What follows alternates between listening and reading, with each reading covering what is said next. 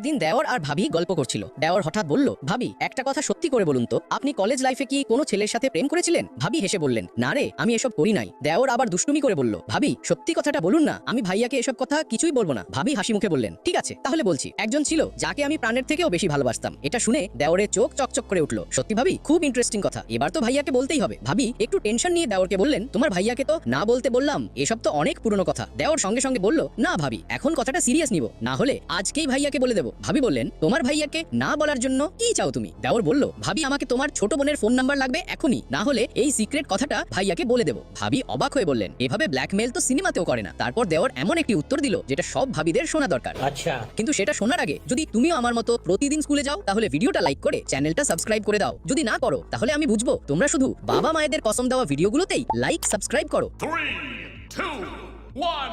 তারপর দেওর বলল, ভাবি সিনেমাতে তো দেওর ভাবিকে বাঁচায়, এখানে তো উল্টো দেওর ভাবিকে ব্ল্যাকমেল করছে।